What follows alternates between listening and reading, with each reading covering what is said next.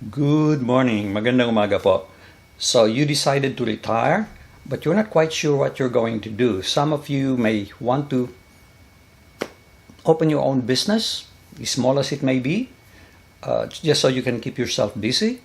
And in some cases, you will need to do it anyway to supplement your retirement or pension income. So the question is, well, just what taxes am I responsible for? What kind of compliance issues do I need to have? Some of you may have worked for a big company before, and you only perform a small segment of the business, so you may not have a total picture of what is involved in terms of tax payment, tax filing, and so forth and so on. This video will give you an idea. Will not give you all the answers. You will have to dig further, but at least you will know what to dig about. So stay with me.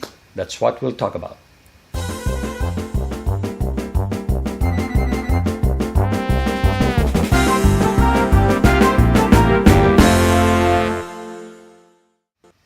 If you decide after retirement that you're not really ready for a full-time retirement, you're gonna get bored, maybe you don't have hobbies, and you want to continue what you were doing before, but you want to have a more or less controlled hours on your time.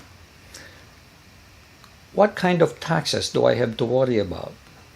The first thing, something you do not feel when you are working as an employee, is Social Security tax. That's also similar to what they call FICA, which is called Federal Insurance Contribution Act. Your salary or your income will be taxed up to, for 2021, $142,800. This thing changes every year. The rate could change, the income limit could change. What that means is if you exceed $142,800, you don't pay any more taxes. So how much do I pay? The employee pays 6.2 for Social Security and 1.45 for Medicare tax. That's a total of 7.65. And that's what you pay in form of salary deduction. But the employer pays a similar amount. So although you get deducted 7.65, the employer remits to Social Security 15.3%. Now, when you're self-employed, guess what? You will pay the entire 15.3. So you will feel that. That's one of the major expenses you will have, 15.3% for the self-employed. Now, not only that, if you have employees, you will collect 7.65 from them, but then you will also have to pay additional 7.65 to the government. So 15.3% for your income or for your own salary, if you're self-employed, that is, plus 7.65 for each individual employee you have. That's based on income. You also have to pay estimated income tax. When you're an employee, they withhold taxes from you. Could be 20%, 25%. So you don't have to worry about anything. No bookkeeping required. The company takes care of all the record keeping. And if you are self-employed, you will have to pay not only the federal estimated tax, but also the state, assuming your state has income tax. In some states, like Washington, they do not have state income tax. So, not to worry about that. You only have to worry about the federal. So you will have to estimate how much income you will have, calculate that using the appropriate tax rate or tax table, and you remit that quarterly to the state and federal. There's also unemployment tax, which is for federal and state. Then, if you have employees, if you don't, then this does not apply. But if you have employees, you will have payroll taxes to withhold from the employees and to remit to the federal government. Keeping in mind that as far as Social Security is concerned, when you do your payroll taxes, that will also be paid. One half of it will be paid by you. You'll withhold one half and you will pay the other half. Then if you're in the business of selling, whether it's wholesale, retail, or whatnot, you may need to get a sales tax license, and you also have sales tax returns to file, and different states have different requirements. There is no such thing as federal sales tax, at least not yet, but sales tax is imposed by the state and some localities. And property taxes, that's usually a local tax, so it depends on the locality you're in. So wherever you are, if you want to start a business, inquire in your tax jurisdiction, municipality, city, township, or whatever their tax requirement is. That is in addition to the foregoing federal taxes. So make sure you do your due diligence on that, okay? And also, just because you're self-employed doesn't mean that you cannot open an IRA or 401k. You could still do that, but that's optional. If you do that, then you also have weekly, monthly, quarterly contributions to make, depending on how much you want to make. That will be strictly optional on your part, or you can just make a one-time at the end of the year contribution depending on your income. Now, what are the benefits of being self-employed? Well, you are your own boss, obviously.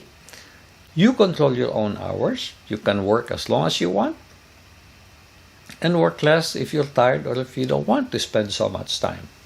Let me tell you my experience though. When I was in real estate, I said the same thing, but guess what? I was working all the time. Why am I working all the time? If I stop working, I have no income, no salary. Also, my clients, my customers call me even at the middle of the night. And if these individuals make a phone call and you're not available, you're going to lose them.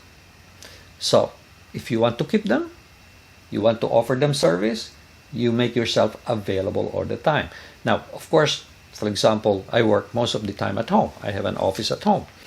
And I don't feel it like I am working.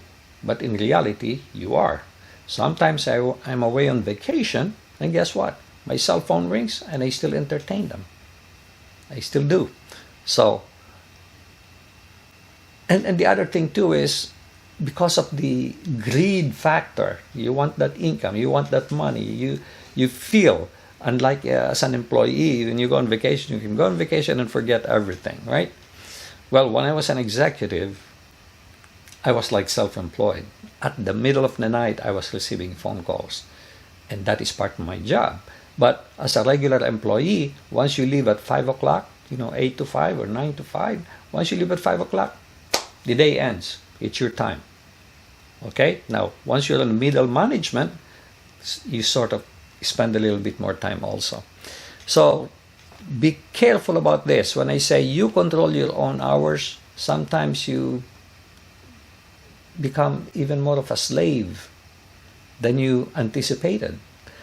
But like what I said, if you enjoy what you're doing, it's your hobby, and you're making money off it, you don't really feel it because you don't consider it like working.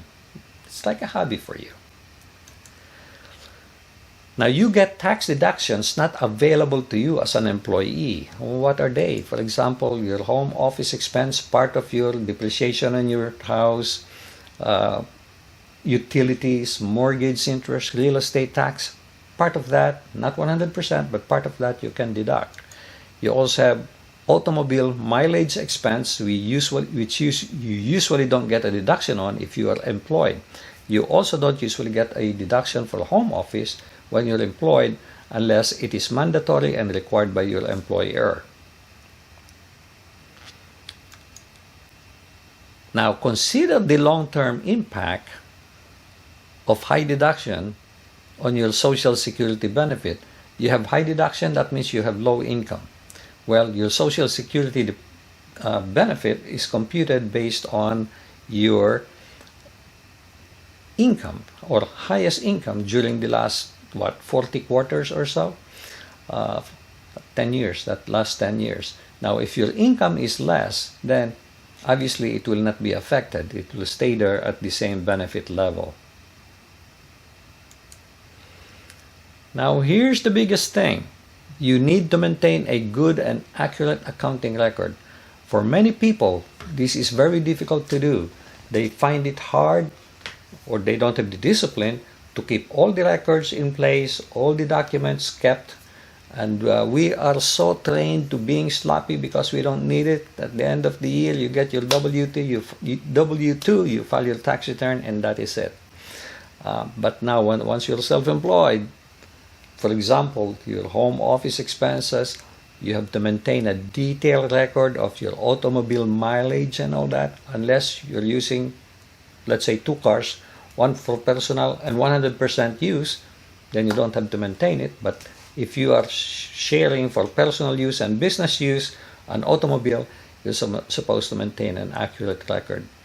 So keep in mind, this is not training you on the accounting or the document requirements. This is just giving you a snapshot of some of the requirements that you will have to confront when you become self-employed. So be sure you do your due diligence into the detail, depending on what state, what city you're in, and what the requirements are before you proceed. But the key point is this. When you are retired, you really want to retire.